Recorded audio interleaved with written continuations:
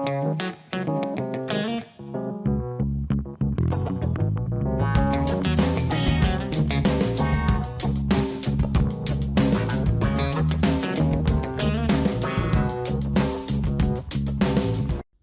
guys, welcome back to TV Spoilers. The upcoming Y&R storyline could be a tense battle as Kyle angrily turns against Victor to avenge his father.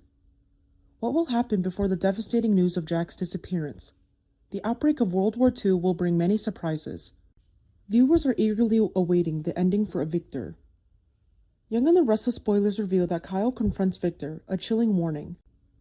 Kyle Abbott directly confronts Victor Newman, but Victor, with a cold demeanor, only issues a warning that any rash action from Kyle will only worsen Jack's situation. This warning, coupled with a small piece of evidence of Jack's helplessness, plunges Kyle into a state of extreme rage but also utter helplessness. Kyle has never been someone who bends easily under intimidation, but this time what rises in him is more than anger. It is pressure so intense it feels lodged in his chest, a fury sharpened by fear he does not want to admit out loud. When he confronts Victor directly, he does so as a son who has been pushed to the brink, someone desperate to seize back control while understanding all too well that the man in front of him has always treated other people's emotions as weaknesses to exploit. Victor does not need to raise his voice. It is his coldness that makes the encounter more terrifying. There is no dramatic outburst, no loss of composure, only a chilling warning delivered with a perfect calm. Any reckless move from Kyle will only make Jack's situation worse.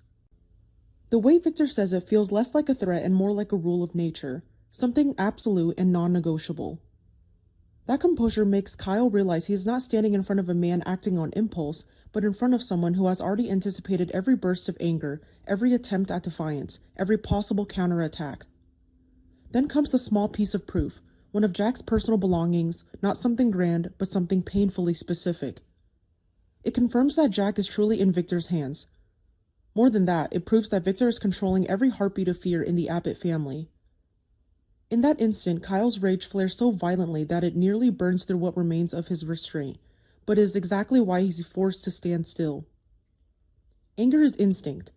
Powerlessness is what breaks a person slowly. Kyle feels both at once.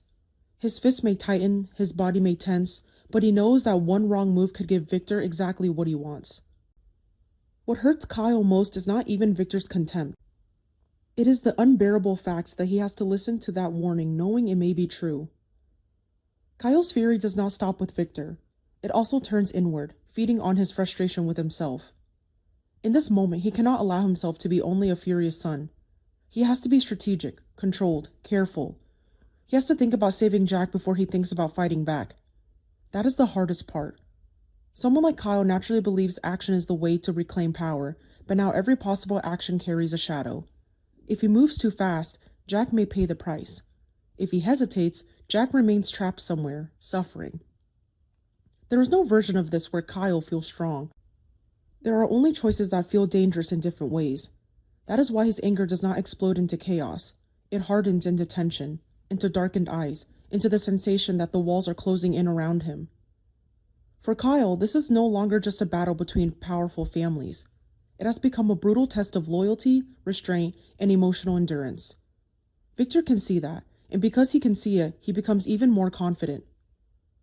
Kyle knows he is being pulled into exactly the kind of game Victor prefers, a game where emotion is fuel, and the one who controls the pace controls everything. Realizing the trap, however, does not make escape easier. That is what intensifies Kyle's torment. He hates Victor more for it, but he also hates the reality that he cannot simply destroy the board and walk away. While Kyle is being consumed by suffocating anger, Diane responds in a very different way, though her reaction is no less fierce. If Kyle is the fire forced to burn low and controlled, Diane is the blade sharpened by fear. Jack's abduction does not only terrify her because of the danger he is in.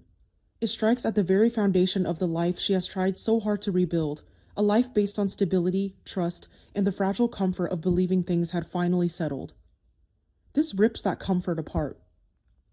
For Diane, this is not just a temporary crisis.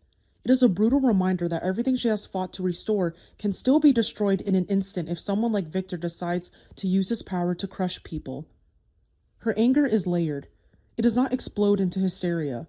It condenses into a cold and focused determination. She does not allow herself to fall apart. If Kyle reacts with the instinct to protect his father, Diane reacts with the survival instinct of a woman who has lived long enough to understand exactly what it costs when someone else is allowed to dictate the fate of your family. The moment she grasps what is happening, she's not only outraged at how far Victor has gone, but something even sharper: humiliation. Jack, the man she loves and sees as strong and grounded, has been reduced to leverage in someone else's power play. That is not merely an attack, it is an insult. It is a deliberate act meant to strip him of dignity in the eyes of those who love him.